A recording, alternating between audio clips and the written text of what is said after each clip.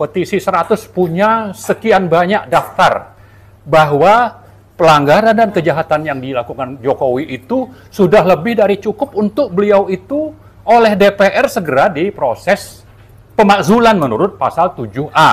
Nah, karena itu kita berharap sebetulnya DPR ini kalau memang ada pimpinan-pimpinannya yang tersandra, ya, itu segera diminta mundur supaya proses tadi 7A itu bisa berjalan. Tapi di atas itu semua, seandainya memang tidak bisa, tadi itu Bang Rizal, Pak Amin ini sudah merencanakan sesuatu untuk kita tidak bisa lagi pakai lewat DPR. Tapi gerakan rakyat itu juga jangan dinilai itu tidak konstitusional kan, dan kita berharap sebetulnya semua tokoh-tokoh oposisi yang selama ini juga sudah bersuara itu bisa bergabung dengan kita untuk bagaimana ini bisa segera terwujud. Para konglomerat itu untuk hati-hati dengan apa yang sedang disuarakan rakyat. Jangan coba untuk mempertahankan pemimpin yang sudah bermasalah, yang syarat dengan kejahatan hukum. Jadi ini peringatan juga untuk bukan sekedar Jokowi, tapi juga untuk para konglomerat pendukung Jokowi yang tergabung dalam oligarki kekuasaan.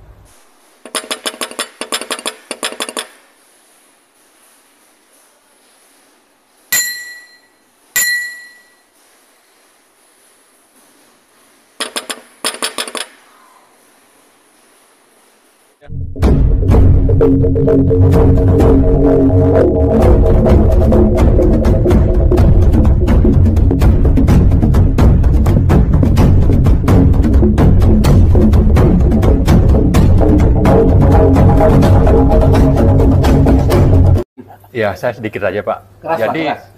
Jadi tadi apa yang disampaikan Bang Rizal dan juga Pak Amin, itu kalau kita bicara bernegara, sudah sekian banyak pelanggaran hukum, kejahatan yang menurut ukuran konstitusi itu sudah sangat layak Pak Jokowi itu dimakzulkan.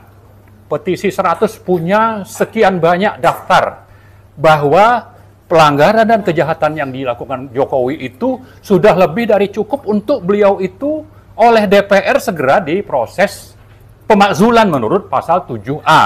Nah, tapi di sisi lain, kita tidak melihat prospek bahwa DPR akan melakukan sesuatu. Nah, karena itu kita berharap sebetulnya DPR ini kalau memang ada pimpinan-pimpinannya yang tersandra, ya, itu segera diminta mundur supaya proses tadi 7A itu bisa berjalan. Tapi di atas itu semua, seandainya memang tidak bisa, tadi itu Bang Rizal, Pak Amin ini sudah merencanakan sesuatu untuk kita tidak bisa lagi pakai lewat DPR. Tapi gerakan rakyat itu juga jangan dinilai itu tidak konstitusional. Itu juga sesuatu yang konstitusional. Dan itulah yang mudah-mudahan nanti bisa kita lakukan. Dan kita berharap sebetulnya semua tokoh-tokoh oposisi yang selama ini juga sudah bersuara itu bisa bergabung dengan kita untuk bagaimana ini bisa segera terwujud. Jadi kalau bicara Purnawirawan Jenderal, tokoh-tokoh termasuk yang dari daerah, termasuk juga ada Pak Amin, sebetulnya kita kan barusan launching petisi 100. Itu jelas akan bergabung. Di sana ada misalnya Pak Legend Yayat, Legend Soeharto, Pak Sunarko dan sebagainya, dan juga sejumlah akademisi dari kampus-kampus, dan bukan cuma di Jakarta. Ada dari Bandung, Surabaya, dan seterusnya. Seperti itu. Jadi saya kira pemerintahan Jokowi ini kan kita sebut sebagai pemerintahan oligarki. Di sana banyak konglomerat.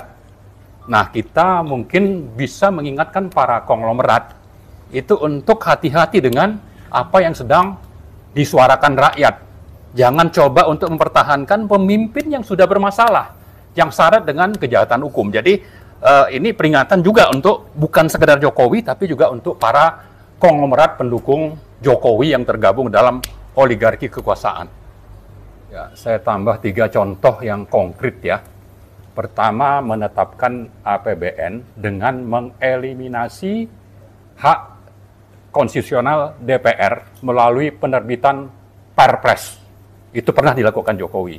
Yang kedua, melanggar putusan MK dan konstitusi dalam menetapkan